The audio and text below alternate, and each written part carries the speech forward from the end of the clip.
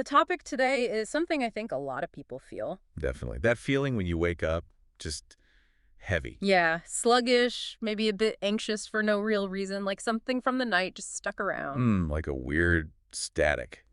Even if you slept for hours, you just feel Yeah, off. exactly. So that's our mission today, isn't it?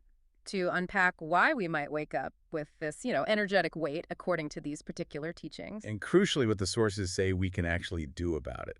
Some simple practices to maybe reset that energy first thing. Well, today we're doing a deep dive into exactly that feeling. We're looking at some ancient wisdom actually brought into today's world by Abhi Duggal.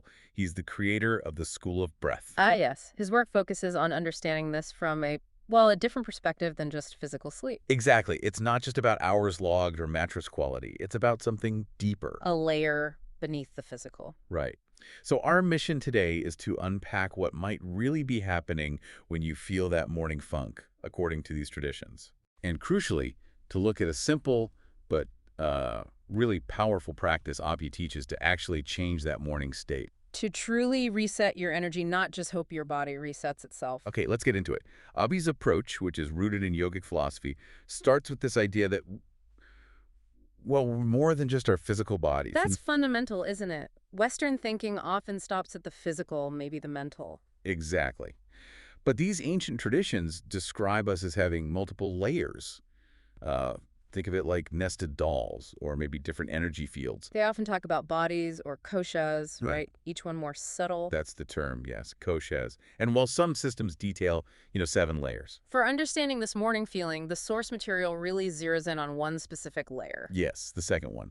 And this is where it gets really relevant to waking up feeling off. It's the pranic body. Pranamaya Kosha in Sanskrit. That's life force energy, right? Many people might have heard that term. Precisely. So the pranic body is like your Mhm. energetic twin, a kind of vibrant blueprint made of pure life force.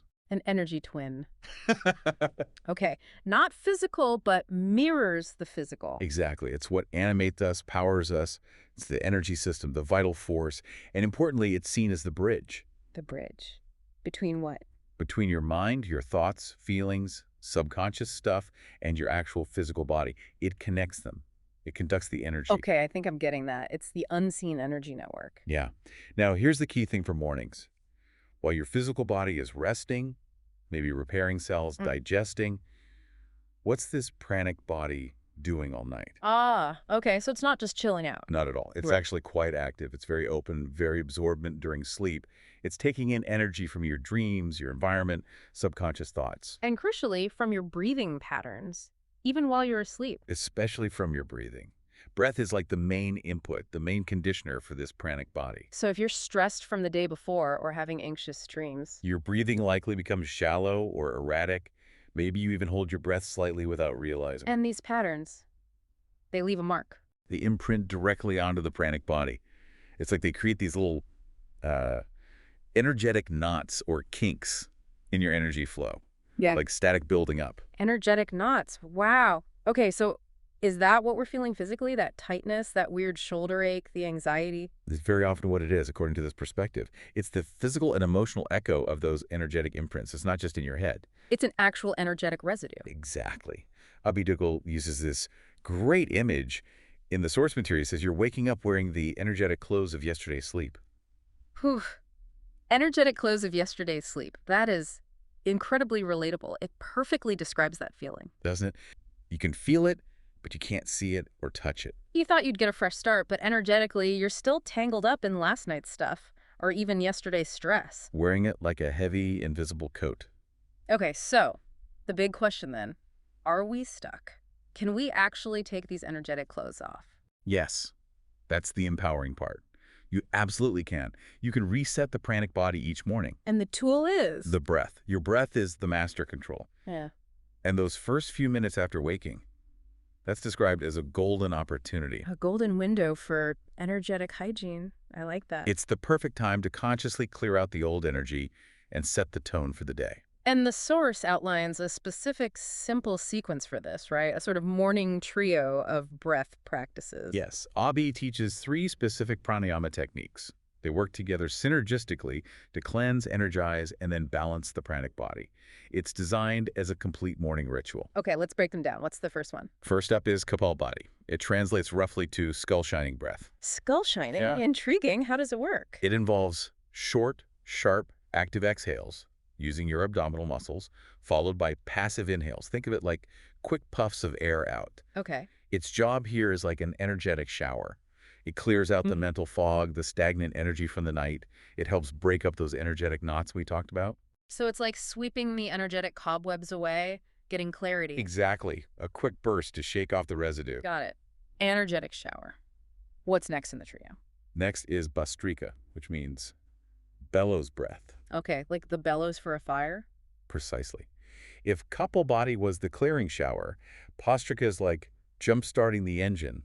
It's more dynamic, strong, active inhales and exhales, like pumping bellows quickly. So more intense? Yes. The effect is pretty immediate. It floods your system with fresh prana, with life force. It really wakes up the energetic body, builds internal warmth, sharpens your senses. Ah, so it's about charging up after clearing out, injecting fresh energy. Exactly. Supercharging your vitality for the day. Okay, clear, then charge. What's the final step to bring it all together? The third practice is Nadi Shodhana. This is alternate nostril breathing. Ah, I think many people have encountered this one, maybe in yoga classes. It's quite well known. After clearing with Kapalabhati and energizing with Bhastrika, Nadi Shodhana is all about bringing harmony and balance. How does alternating the breath through the nostrils do that? You use your fingers to gently close one nostril, breathe, then switch. In yogic terms, the left and right nostrils are linked to different energy channels, Ida and Pingala. Think lunar, solar, feminine, masculine, cooling, heating energies. Okay. Nadi Shodhana balances these channels. It harmonizes the entire nervous system and pranic body. It brings a feeling of calm, centeredness, equilibrium. So it's like tuning the instrument after you've cleaned it and charged it up. Beautiful analogy, yes. You're fine-tuning your whole system so you step into the day feeling integrated, balanced, and ready. Cleanse, charge, balance. It makes sense as a sequence. So what's the overall effect on that off feeling when people practice this consistently? Well, the impact tends to be quite profound over time. By doing this, you're actively, consciously choosing not to carry that energetic residue from the night. You're taking off those energetic clothes. Exactly. That sense of heaviness, that unexplained anxiety, the brain fog. People report that these really start to lessen, sometimes significantly. So you actually start the day feeling lighter, more present to today. Yes, rooted in today's potential, not weighed down by yesterday's energetic baggage. It feels like, opening the windows after a stuffy night and letting fresh air flood in. I can see how that would be life-changing for so many people. Think about someone who consistently has stressful dreams. Or a parent who wakes up anxious after a nightmare about their child. Or students stressed about exams, or someone dealing with grief where the nights are tough. Absolutely. Or even just the accumulation of daily work stress that you carry into sleep without realizing its energetic impact. This practice seems to directly target that unseen layer. It does. And the transformations can be really noticeable. Abhi shared a story about Priya, someone in the school and breath community. Oh, yeah. What was her experience? For years, apparently, she woke up almost every single morning with this horrible knot of anxiety in her stomach, a real feeling of dread. Oh, wow. Regardless of her sleep or what was planned for the day? Yeah, it didn't seem connected to anything logical. She tried diets, exercise, different evening routines, meditations. Nothing seemed to shift that specific morning weight. That sounds awful, just accepting that as your reality every morning. It must have been incredibly difficult. Yeah. But then she committed to this specific morning breath trio, this conscious pranic reset. What happened? She said it was like finally she felt she was starting the day as herself. The anxiety didn't vanish instantly. It wasn't magic, but it became manageable. Okay. And over time, it really reduced. That deep dread faded. She felt lighter, genuinely lighter.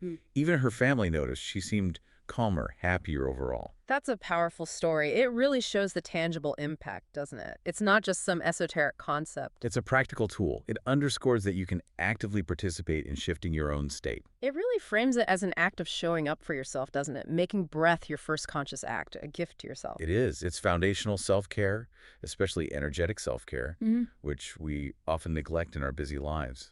What if you miss a day, though? Life happens. Does it mess everything up? Not at all. That's really important. There's no room for guilt. The breath is always there. If you miss a morning or even a week, You just start again tomorrow. you just start again. Yeah. The opportunity to reset is always available. The breath welcomes you back, no judgment. Okay, so wrapping this up, the core takeaway seems to be every morning is a fresh chance, a golden opportunity, as you said, to use your breath to consciously reset your pranic body. To shed yesterday's energetic clothes and start fresh. And the invitation for everyone listening is pretty simple, right? Just try it, maybe tomorrow morning. Dedicate 5 or 10 minutes. Try Kapalabhati, Bhastrika Nadi Shodhana. See how you feel. Just notice the difference, even a subtle one, in your energy, your clarity. See how it affects your day. And if this resonates, if you feel drawn to explore this whole idea of the pranic body and breathwork more deeply, there are resources. Right. You can check out the School of Breath on YouTube for various practices and teachings from Abhi Duggal. Yes, lots of great content there. And for anyone wanting a much deeper dive, with structured courses, a wider range of techniques specifically for pranic resetting and mastery and community support. They can explore the holistic membership. Exactly. That's at meditatewithhobby.com/holistic-membership. It offers a really comprehensive path. Okay, great. So as we finish up, maybe a final thought for everyone to ponder. Consider this. What would it really mean? What would it feel like to consistently start your day truly free from that energetic residue? If you could reliably shed the weight of the night before, what new possibilities might open up? What level of creativity or calm or just pure vitality could you access if you began each day from that place of reset, energetic clarity? Something to think about.